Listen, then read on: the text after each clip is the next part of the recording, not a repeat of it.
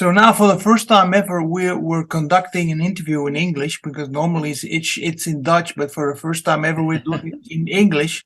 And the honor for doing that is going to Karlton Terry. Well, I like your English, Rudy. It's a very good English. I've spent some time over there, and not everybody has such a good accent. Someone once said that they turned to a Dutch person, and their English sounded like somebody with a sore throat. And yeah. yours not. So thank you. Great English. Thank you. Okay, so first of all, of course, for our audience, who is Karlton Terry? I'm gonna have to let Sylvie say who he is, because I'm a little confused about who he actually is, but she knows very well. So would you be willing to tell us who he is, Sylvie? I'll try. Do I have to do it in English? No. No? Okay. Karlton is a father, a grandfather, and a pioneer in pre- and perinatal psychology and psychotherapie.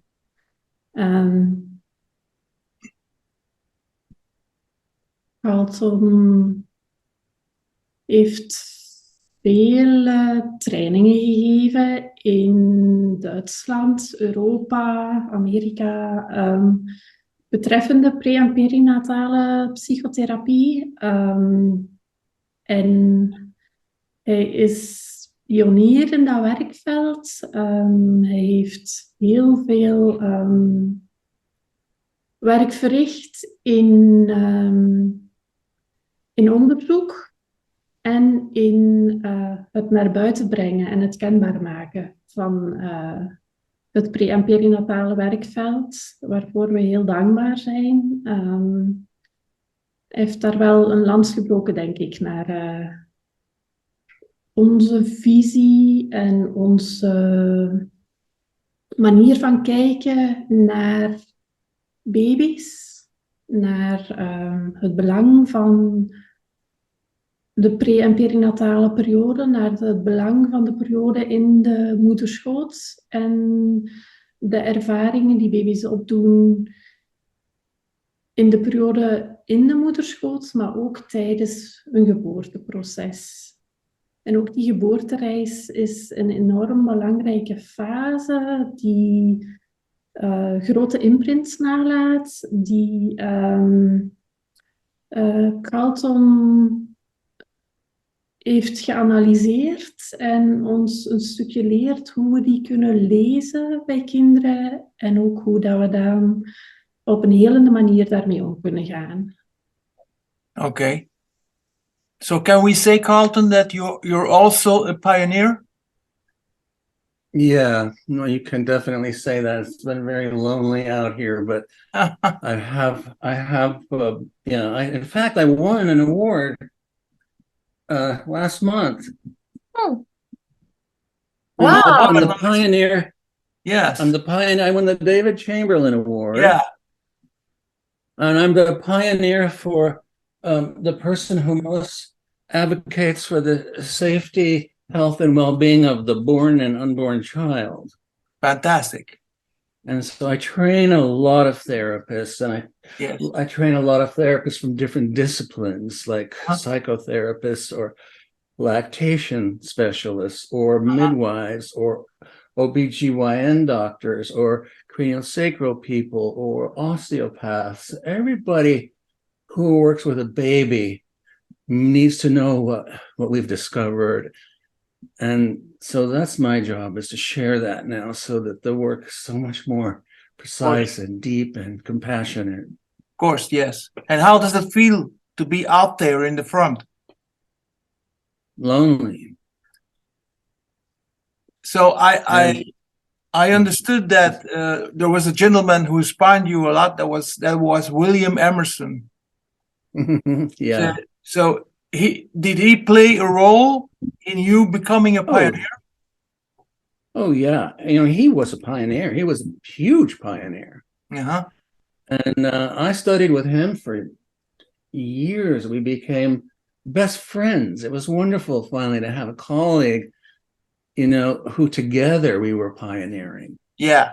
I learned so much from him. And he still has his place, and I'm sort of known as one of his one of the people he worked with, but then I've also sort of taken off in a different direction and similar direction. So William also was a pioneer and my mentor for a while. Uh-huh. So how big was his role for you to become a baby therapist? He worked with babies, and I started filming him working with babies. Mm-hmm. So I was right with him when he was working with a baby. Sometimes the camera was right near his face. I mean, I was leaning on him and filming his hands, and I knew what he was thinking, so I could feel his body and I could feel his thoughts, and I learned a lot from that period. And I also learned, like, I might not do that way, So I started feeling how similar we are in many ways and how different I am and can be. Okay. So if you could define your work, what is the purpose of your work? I want to help everybody realize that every human being has been through a very hard journey to get here. And you can see it on every human being's face. Mm-hmm. And yet we don't see it. I want to teach people to see it and how to see it. And guess what happens, Rudy? When you see it, you care, you feel compassion. You're like, oh, wow. And when we begin to really see each other, what's here all the time, all around us, that compassion will grow. But when the compassion isn't there, more and more people are acting out where they're desperate and hurt or angry and competitive or greedy. And so we see this function of unrecognized wounding getting reflected back in our culture. Yeah. So with compassion, I think we can change the way the world feels, and we can improve it. Mm-hmm. Okay. And how is your work received in academic circles? Everybody loves it, except for the people who don't. Yeah, I mean, in my world, we all have areas of expertise, and I just happen to know a lot about my world, and I know things that other people don't know, and I want to share it. And so there is hunger out there for the information I have and that I can share and that I want to share. And as far as I know, most people like it. The people who don't like it are often the ones who are most wounded and who they can't feel. Mm-hmm. Oh, what he's saying feels true. Oh, this is self-evident. Of course. Mm-hmm. They're like, I need proof. I need some statistics. I need to have several people explain that this is the right way. Uh-huh. And underneath it all, they're just, they're missing their own personal human connection to what I'm offering. So mostly it's well received. And the tricky part is the people who it's not well received by are the ones that I need to reach and touch. Mm-hmm. That's a difficult part, I guess. Yeah. I sometimes, even in a lecture or at a congress, I'll have someone like projecting onto me. Of course, yes. Like, oh, this is, like I remember once I was in Germany and giving a small lecture in a town before a workshop I was doing. And one of the I think he was actually a reporter for a magazine. Mm-hmm. And he kept going like this with his head. He said, I don't think that's right. You know, my mother said I had a really normal natural birth. Not everybody has birth trauma. And his head was bouncing around and turning this way. He got red faced. And I saw like this, sometimes you see this mark. And he said, my birth was absolutely normal. And I finally said, well, what kind of forceps were used in your birth? Uh-huh. And he was like, well, how did you know I had forceps? And I checked off, well, you're resisting authority, but you stay engaged. You don't like what I'm doing, but you can't let go. You're fiercely ignoring where I'm trying to help and you're fighting me, but you also want to be reconciled. So all of these sort of things can point to someone's birth trauma and, you know, define who they are and where they came from and what happened to them.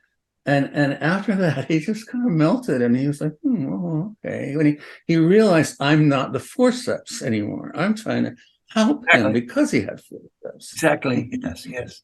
That's very interesting material. I mean, I was going to ask you a question about the umbilical cord being turned around the neck of the baby when he gets born and the consequences of that. Okay. Could you elaborate on that?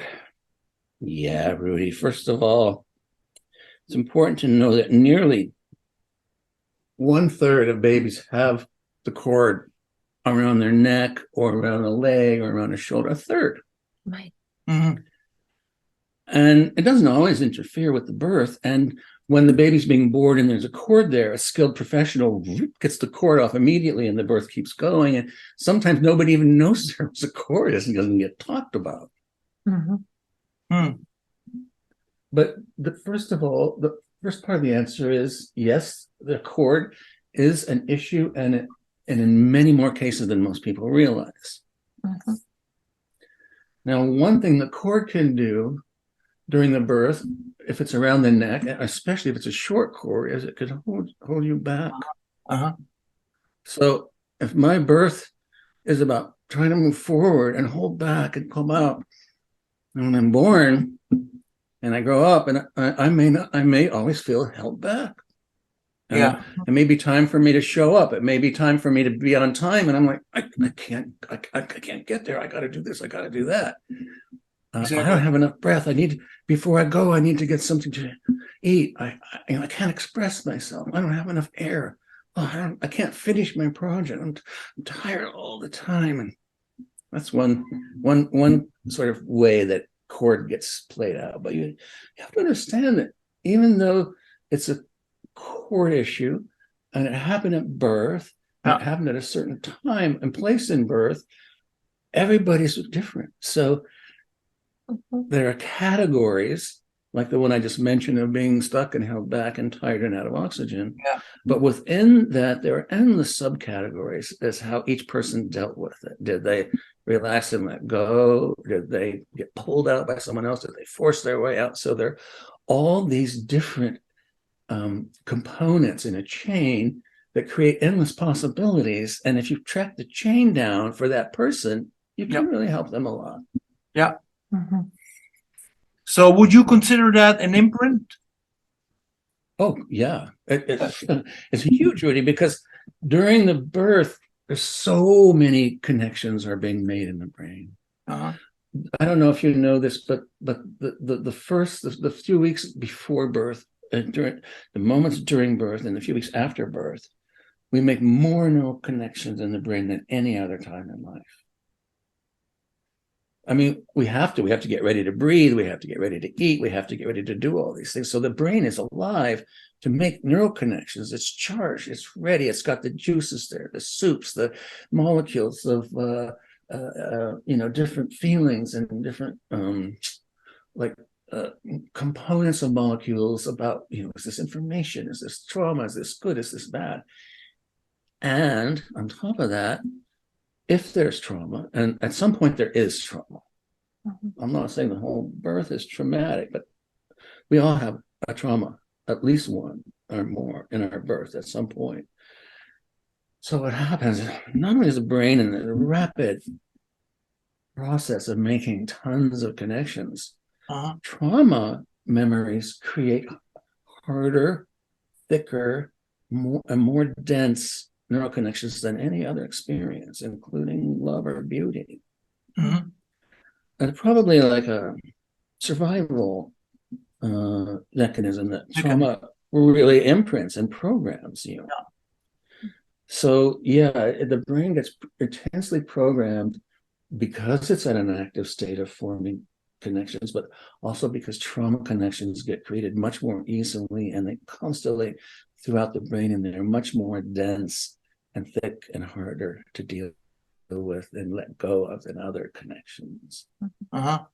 So you're not only considering the prenatal episode as being important, but also the next 1,000 days. Well, Rudy, first of all, it's really important to differentiate between prenatal imprints and perinatal imprints. So perinatal is what happens during birth. And those are more about mechanical forces and pressures and compression. Prenatal life doesn't have those, right? I mean, until the very end of the birth, when you're settling in deep in the pelvis, prenatally, you don't have these intense pressures that you get perinatally. So what happens is we get intensely imprinted prenatally and perinatally, and we come into this world with this basic map laid down. And then when things begin to happen to us, those experiences sort of look for a place to land, and they often land down in the old pathway, the new pathways that have preceded them.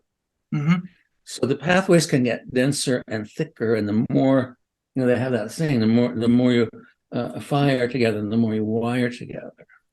I think that may be what you're talking about with 1,000 days. I'm not sure if that. I guess so. Yes. So okay. When you're talking about imprints is not only during birth, but also after birth. You can get imprints after birth as well. That is what you're talking about. You could get one right now. If there was a car accident outside your house and one of the car ran into your house, boom, you'd get an imprint. And it'd be a traumatic one. Exactly. So that's sort of a programming on a subconscious level. Yeah. Am I right?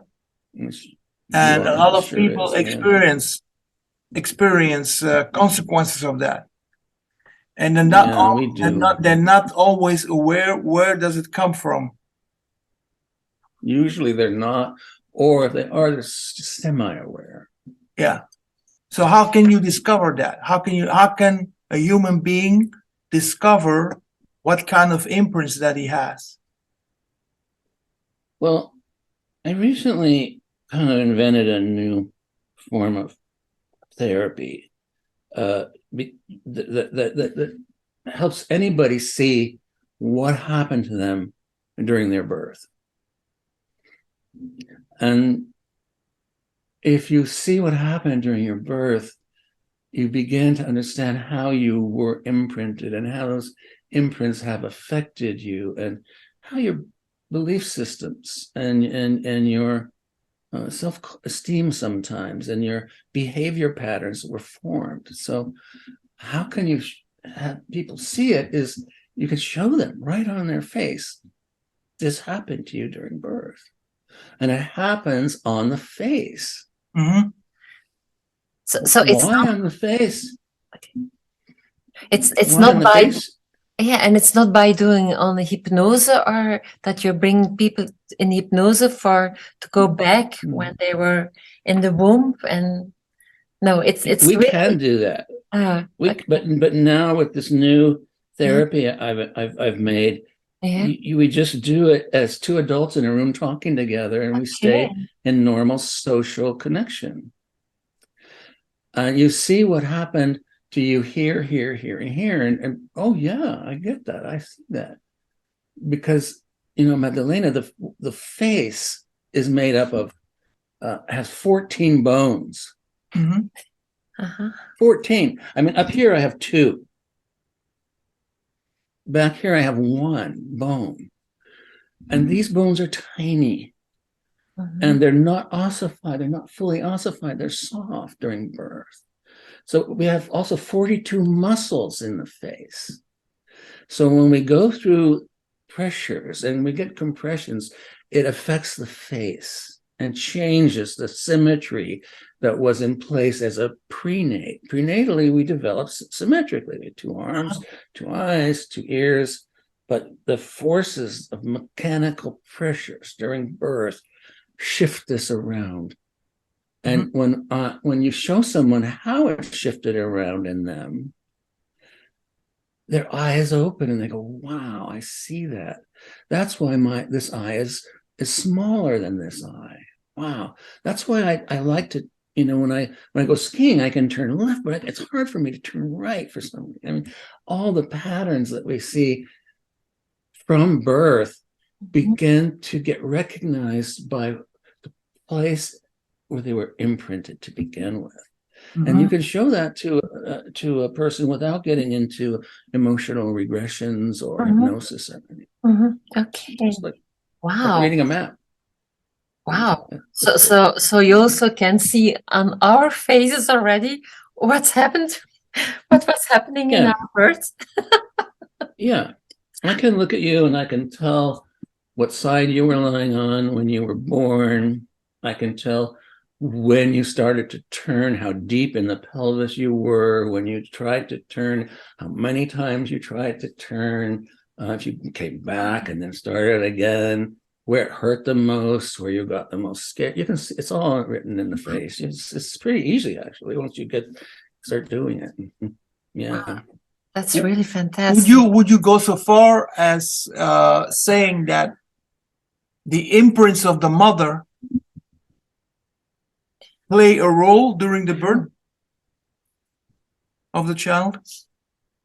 Well, yeah, of course, because here's what happens when a mother's giving birth. Any parts of her process from her own birth that have not been resolved tend to get reactivated.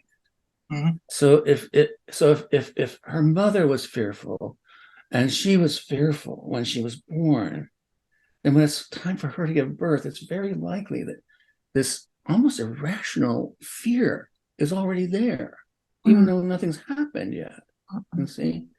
So the imprints that are inside us are waiting to get resolved. They want to get resolved. The psyche longs for balance and homeostasis.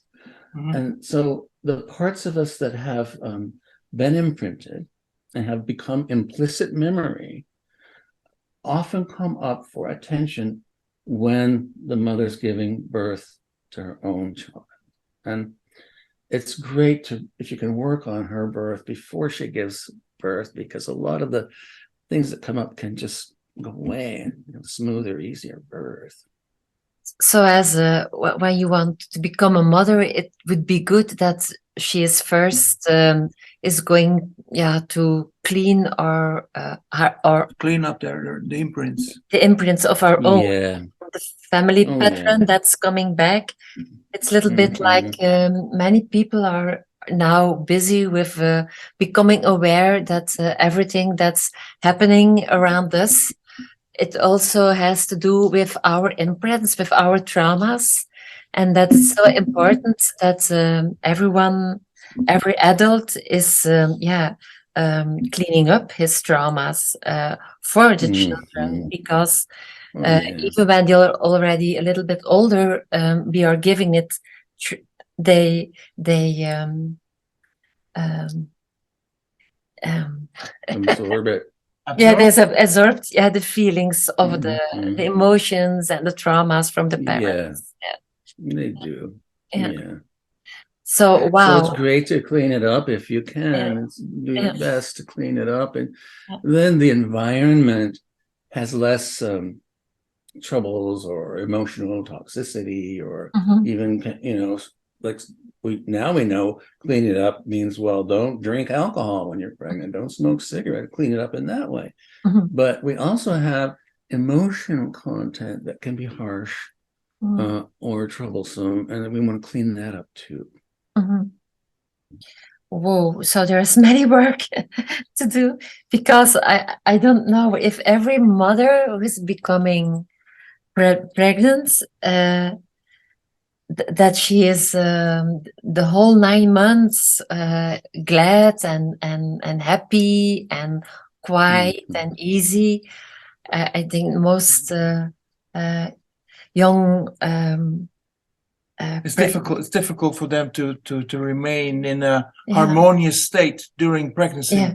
In this time, there's so much stress and fear to become ill, fear to become not ready with all stuff that is going on the work and so on. So in fact, a young mother should be carried through the environment. Supported by the environment. You know, it's not true or real for anybody to be continuously happy all day long throughout the day. And we know that. And anybody who tries to do that is going to have a lot of the psychological conflict inside, and the baby's going to get all kinds of weird signals, because the babies just have this sort of absolute relationship with truth. It's like their communication is on this level, at the molecular level, and it's just what happens is really true for them. There's no adapting or trying to be this way or that way. There's no ego involved. There's pure truth.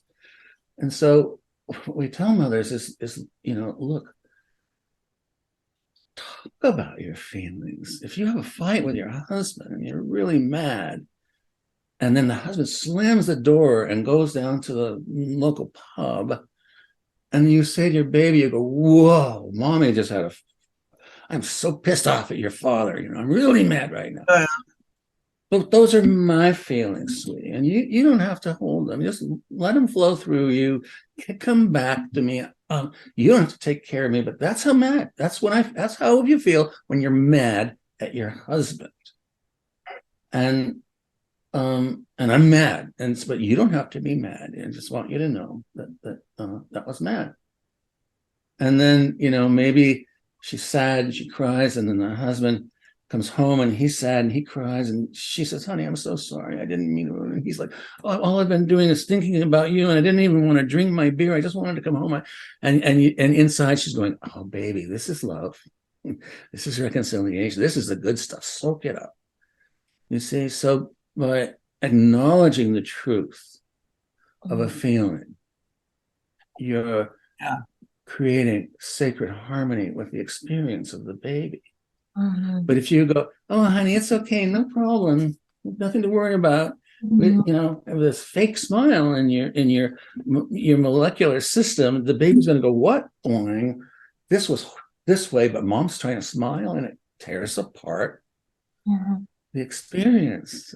It's discontinuous for the baby. So we want to create continuity and truth. Really, it's just all about honesty and truth. So you have to communicate with your child even when it's in your room as a mother. Sure. Well, you're always communicating with your child, whether you know it or not. Right? But becoming aware of it. Okay. That's a big step in parenting. And prenatal parenting is to do it deliberately. And it's such a relief to say, oh my God, we had a horrible day today, honey. How I feel, I had a horrible day. It's just so good to say it. The baby's like, yeah, I know. Thanks for naming it. So babies hear the mother's thoughts and the voice through the information molecules that scatter around the body when she's saying something or feeling something that goes into the baby at a cellular level. So then if the baby is feeling what the mom's feeling and the mother's saying what she's feeling, we have harmony and we have integrity in the whole system. Mm. So according to your experience, Karlton, how many people, how many mothers are aware of this concept that your baby is listening with you, is feeling everything that you feel as a mother? How many people are aware of this? I mean, not enough. There are plenty of mothers who just sort of know it. It's just sort of it makes sense to them on an emotional level, especially if they were parented in a healthy way and they were allowed to have their feelings and they were allowed to express themselves, then they already kind of know. And bless them. And they're not the ones that we need to reach as much as the ones who, I want to know how I can treat my baby better, but I don't know if I have time, or a mother who's like, what should I do? Talking to my baby feels really weird. It's not even here, So there are lots of people that we can reach simply by helping them understand that the baby is conscious. The baby hears and feels, not the way we do, but it eventually does. It hears in the womb and it feels in the womb and it sees in the womb. There are charts when these things develop, in babies prenatally. So how many people? I would say not enough, Rudy, but more and more are being curious about it in the younger generation. They want to become good parents. That's one of the things I love about the millennials. I think they want to become good parents. Mm-hmm. Absolutely. Would you consider that during the prenatal phase, the bonding is initiated? The bonding between the child and the mother? Oh, yeah.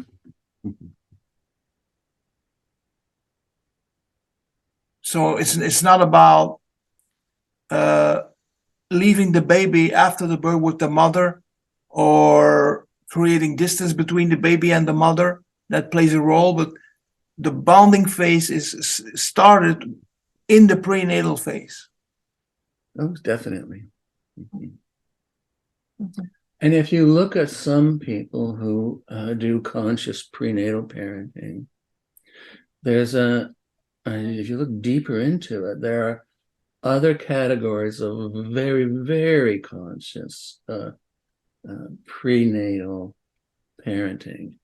And in fact, there are tribes in Africa. There's one of them was called the Hemba tribe. This is in my book. I talk about it, that before conception happens, the mother develops a bonding relationship with the soul of the baby who's coming. Mm-hmm. Mm-hmm. And the way she does that, and I may have this mixed up, but I would love to have been conceived this way. And I hope there are more conceptions coming this way. The mother, she's sitting under a tree wondering, when it's time for me to start thinking about having a baby. And she just prays and sings and she's curious and a song forms. And where does that song come from? We don't know. Maybe it's from maybe she's picking up a song just from a body feeling, or maybe she's gets a knowing of the song and she begins to sing that song. And if she's meant to have a baby, that becomes that baby's song. Mm-hmm. So she learns that song, and that's not only prenatal bonding, that's pre-embodiment bonding. And she tells her husband, honey, I think it's time for us to have a baby. And he's like, what? What's the song? I mean, he would know because he's part of their tribe. And then she will sing the song for him. And he's like, wow, you mean this part goes, da, da, da, da. She goes, no. It goes, da, da, da, da, da, da, da. Oh, I got it. So that's a nuance in this soul's song that's precisely about that soul. And the bonding becomes more precise and nuanced. And so then they go, okay, let's go make love. And while they're making love, they sing the song together. That Beautiful. Song of that soul. Beautiful. But now that we're talking about the father, and conception, how important are the state of mind of both partners at the moment of conception? Does that play a role? Is that influencing the pregnancy, the child? Let me ask you, do you think there would be a difference in the experience of a child comes out of a union where the father didn't know the mother and they were both drunk and she never saw him again, or between a father who said, honey, I've been looking at your chart and you're ovulating tonight. Let's get together. For me, there's a big difference. Yeah, absolutely. Yeah. So it is the father's participation is huge. And another thing, Rudy, that's so important about the father is because we look so much at the mother-baby relationship. But the mother-baby relationship is often contained by the partner, whether it's a father or another mother. There's this other container in the field that is so important to be held by this other person. So yes, the answer is just yes. okay. So that brings me to my next question, and it's about what they call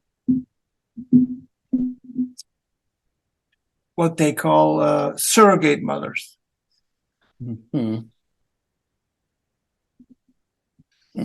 So well, what to do you want to know about that? That's a huge territory. Do you have a specific question about it, or? Well, let's say we have today. There's a lot of cases where, for instance, two homosexual men want to have a child. They agree with a woman to carry the child. So the woman in question is going to carry the child for them. Yeah. So what's the question? In that case, there is no bonding. There is no connection between the mother of the child and the father of the child.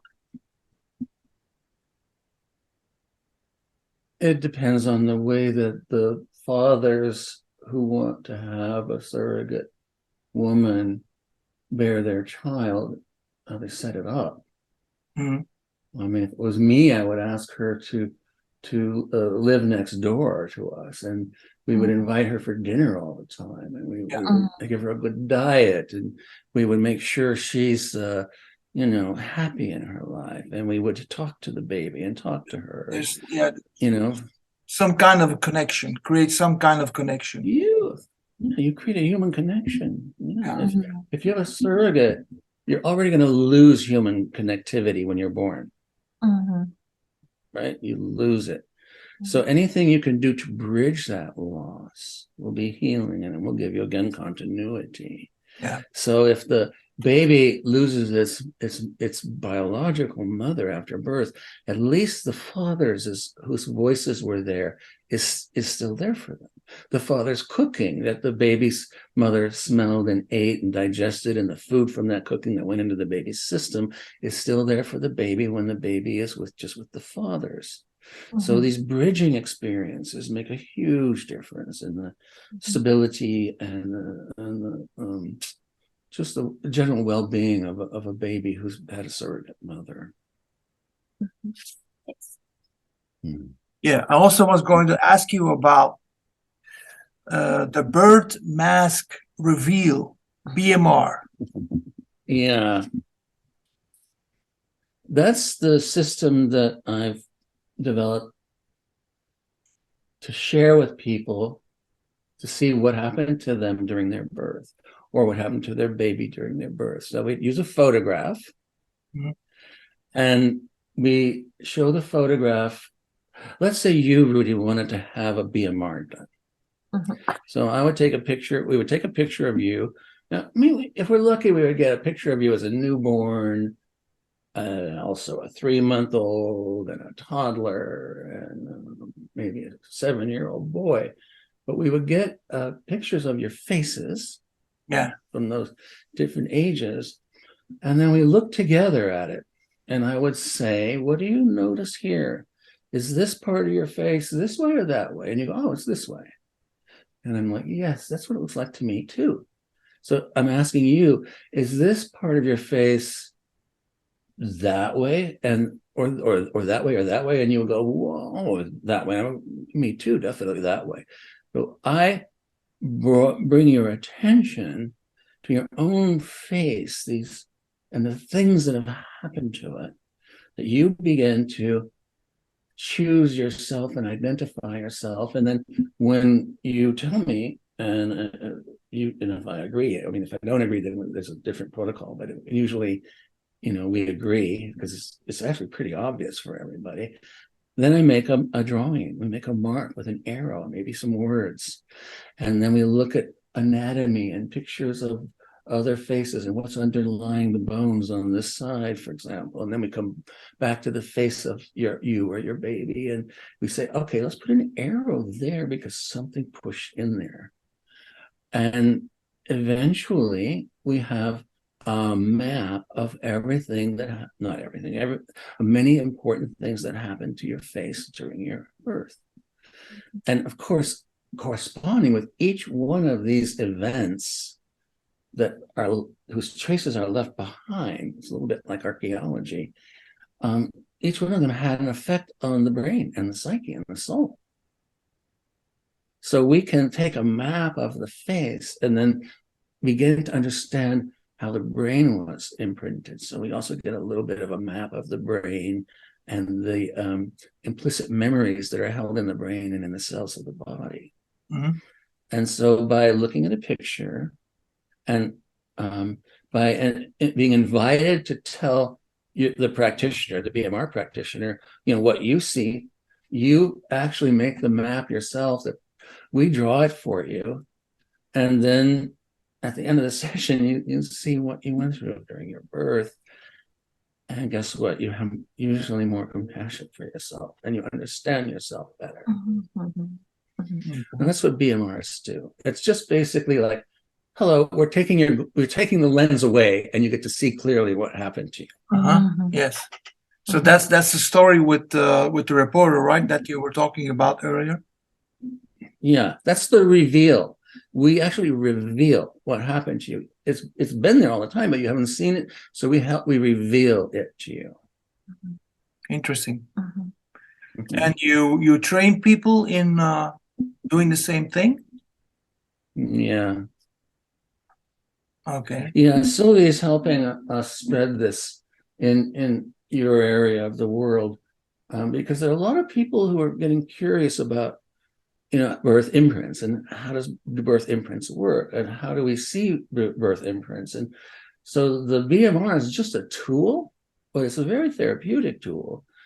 And we actually, for people who don't want to learn to do it themselves,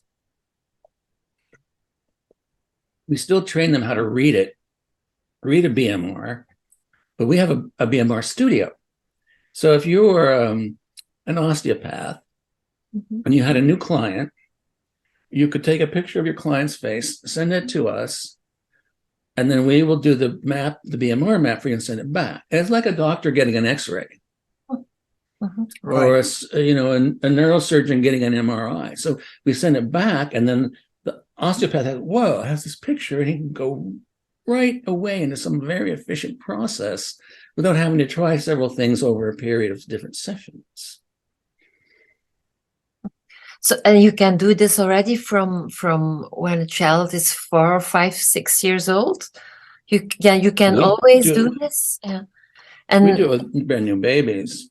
Okay, and that's lasts forever. So we do it. Yeah, but I'm also thinking when there's a problematic attitude from a child at school, it's very mm-hmm. aggressive or.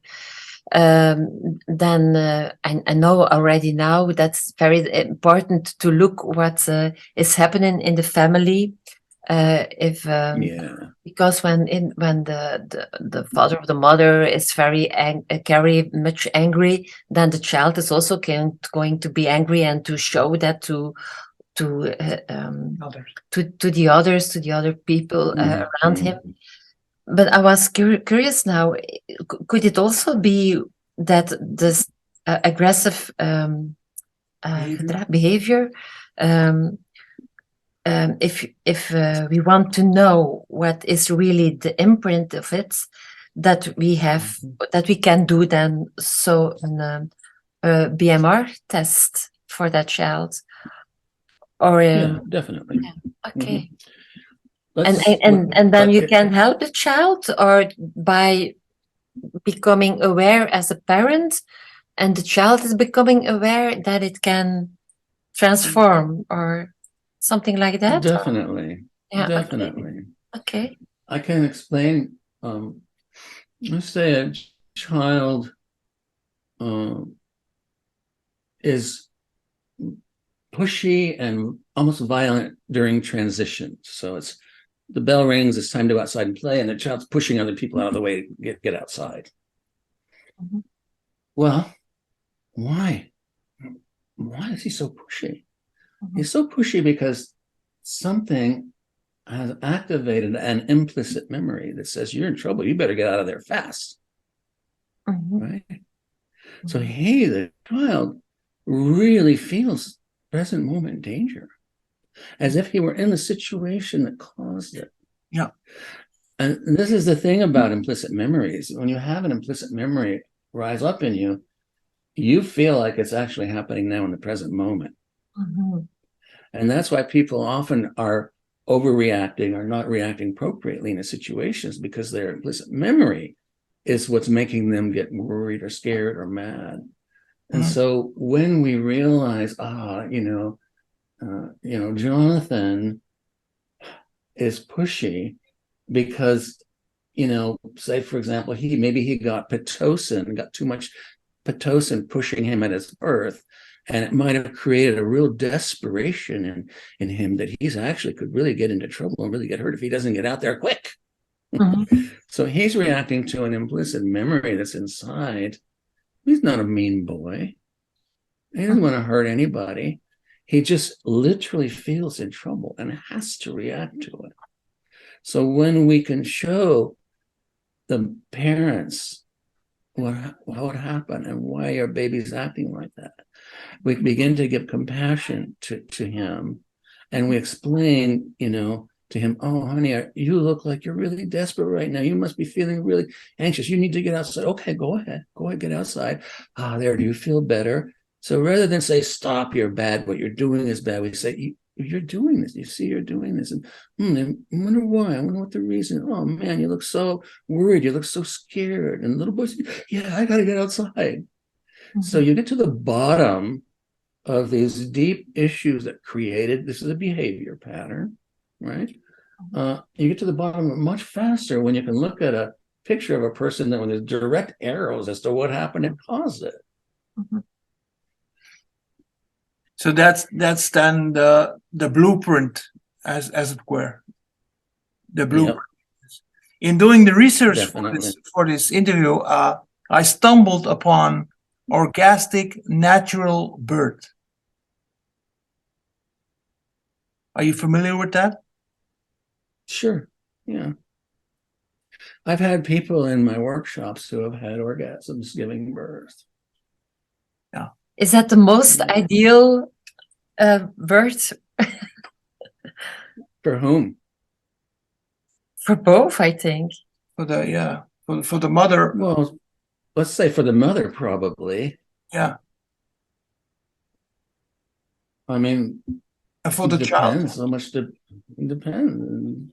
Could be good if the mother's enjoying herself and feeling really wonderful. That's the field in which the baby's birth is happening, right? That's the context. So that's pretty good. But maybe she's having an orgasm right when his head is in the most painful position, and that creates more pressure for him till the orgasm is over. He may never want to see another orgasm in his life. Yeah, good point. Good point. Yes, So, yes. so much of it depends on the diversity of human beings, but even more depends upon understanding the antecedent causes. What made it like this for this person? And similar situation might be causing a different reaction in another person in the exact same situation. Is there such a thing as an ideal birth? There's such a thing as doing the very most you can to work towards an ideal birth. And that's ideal. You never know what's going to happen. No, that's true. But there are definitely births that are more ideal than others, for sure. And preparation and thoughtfulness and knowing about things like the BMR and knowing that your baby's a living, sentient, sensitive being, all of those things contribute to a more ideal birth. Okay. I mean, I think that most ideal births are the ones animals have. They don't have any head trauma. Yeah. Their pelvises they go through huge pelvises and drop out and they're walking around after a couple of hours. Exactly. Of course. Exactly. Yes. Those are ideal births, but we human beings have narrow pelvises and big heads, and we are born, we're still prenatal when we're born. And we have to be born to get out, or we'll never, we have to get, our big heads have to get born, but we're not done cooking. And we need to be next to our mothers and in this whole, fourth trimester, so that we can soak up and take our time and sleep and get what we need. So a baby, let's say that all his needs are fulfilled. The baby, his needs are fulfilled, and he's still crying. How do we go about?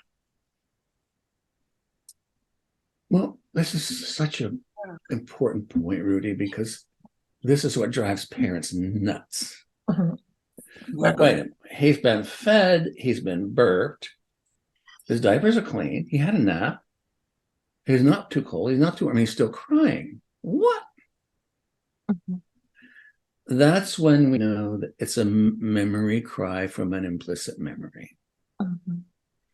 That's the particular kind of crying that I just talk about specifically in my book, implicit memory crying.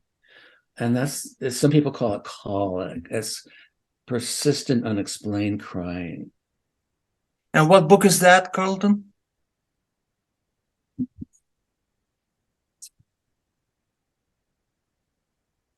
New Parenting, yes. Can change your world. Can change your world. It's only available in English? Yeah, I just wrote it. It's only been out a week. Do you consider it to be an important book? I think it's the most important book that's ever been written. Even more important than the Bible. Okay. So perhaps we can look for someone to translate it. I'd love to. I mean, this book can change humanity.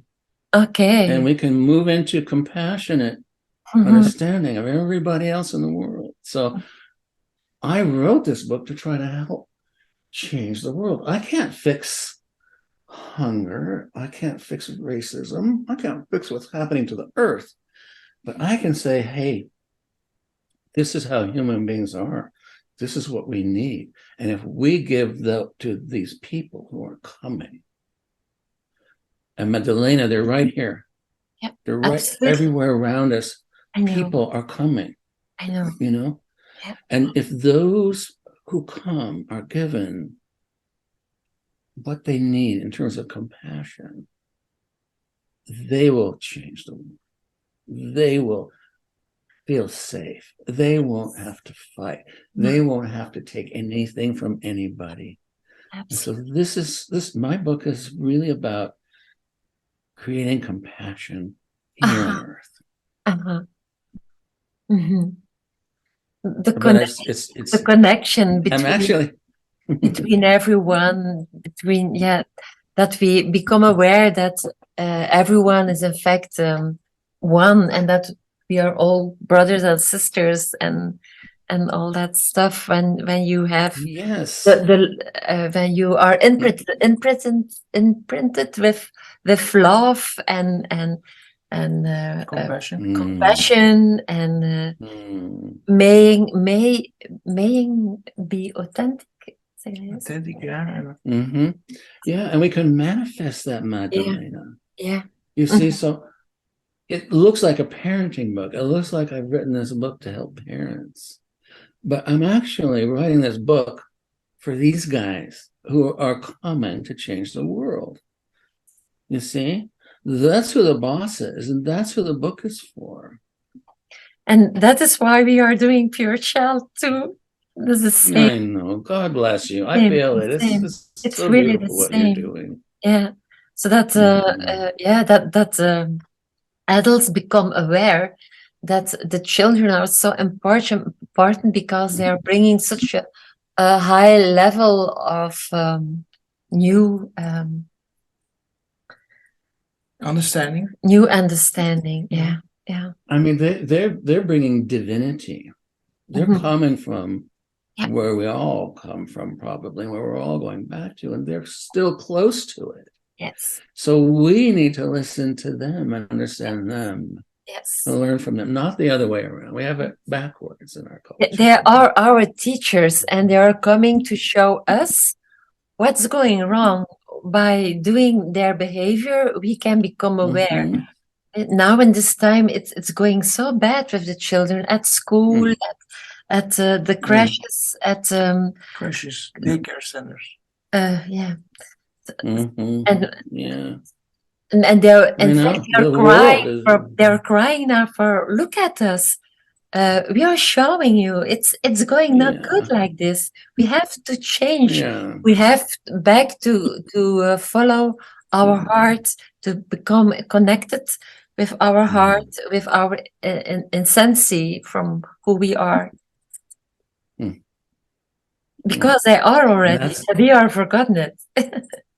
Yeah. I think we're on the same team, Magdalena. Oh, definitely. Yeah, I think we are. So maybe it would be interesting to find a translator and translate your book and get it published here. Look, I'll give you a book. You can, if you get it translated, we'll work out a deal where we both get some kind of compensation for everybody who buys the book in your language. So if you want to take that project on, it's all yours. You can have the book. If you get it translated and published, we'll find a way to share responsibility for saying, hey, we got this out together, and it's to help the world. And so yeah, please go for it. I can't translate it. I've got too many other projects that I now have to work on now that this book is done. But yeah, go ahead and get one, and you have my permission to translate it. And then if you're really serious and you really do translate it, let's work out an agreement. Oh, but I'm serious, because it's a serious thing. It's the beginning. It's the start. So it's really important. Well, let's make sure you like it. I mean, you got to read it. I like it. I like it a lot. I worked so hard on this book. It was 20 years I've been working on this book. I mean, I wrote the first version of this book. What was it, Sylvie? 15 years ago? And it's in German. It's written in German. I don't even know what it says. I can't read German. so I wrote this one in English. And, I want the whole world to look like this. Then we'll be in good hands. This is the next president of the EU. No kidding. Yeah. Beautiful. Nice. Very beautiful. We share this mission. Karlton. Are you Yeah. also giving online courses? I mean, if people are now hearing this interview and they were saying, "Oh, but how must I do this? Where can I learn this?" Oh, you can, the BMR classes are not just for professionals. They're there to help professionals and to help spread our understanding that everybody has trauma. Everybody has some trauma on their face that you can read. But I also, it's for parents to see what happened to their baby so I can understand my baby better. So they can come to our courses. And Sylvie's sponsoring a video podcast that we're going to do called Ask KT. So we're going to give a little lecture every week or every other week. We might need to talk about this, Sylvia, make it every other week. But anyway, for now, yeah, Sylvie's going to sponsor a weekly or every other weekly video podcast. It's called Ask KT. This is just one of the two of them, where I give a little mini lecture on a certain part of birth or prenatal life or what happens with umbilical affect or what happens during conception. And then we ask questions. But now we've decided to do things especially for parents, anybody can see it, but so that parents can directly see what they can do under all these different situations that they can more help their baby. So we're going to do that together. And I really hope, to help a lot of families that way. Did you want to say anything about that, Sylvie? We gaan de BMR-course komt online via Birth Imprints. En we gaan ook 10 weken online samen met ouders. En dat noemt de Conscious Parenting course, waarin dat Karlton inderdaad elke week een klein stukje teaching geeft en daarna vragen beantwoordt van ouders die met specifieke vragen zitten rond hun ouderschap of rond de zorg voor hun kindje. Ja. Dus op dit moment in Vlaanderen zijn er heel veel problemen met kinderen in de crèches. Omdat in de crèches er zijn te veel kinderen en de opleiding van degenen die er werken is echt beneden alle peil. Waardoor dat, eigenlijk zoveel baby's nu verkeerd behandeld worden. En ik vroeg mij dus af hoe dat jij er tegenover staat als jonge ouders hun baby van 3-4 maanden naar een crèche brengen. Is dat, naar ons aanvoelen zou het veel fijner zijn mocht de regering ervoor zorgen dat het eerste levensjaar, tenminste het eerste levensjaar, de ouder zou kunnen kiezen om samen met het kind thuis te blijven. So there, actually, in our country, there has been some scandals around children daycare centers. So, what is your opinion on that? That parents are placing their children, their little children, in a child daycare center. So, it's sad, I wouldn't want my parents to do that to me, but maybe they have to. Maybe they have to work, Maybe they don't have other options. But it makes me so sad.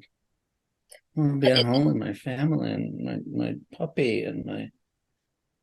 So it would be nice if the government would give young parents the possibility that they could stay at home for the first year or the first, second years.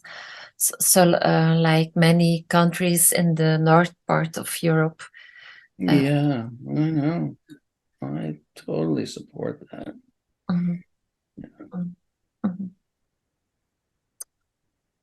Okay, well, thank you so much for taking the time to talk with us today, and I honor your magazine. And no, thank you, Karlton. Thank you, Karlton, very much, and have many, many Thank success with everything you're doing in the future. Thank you.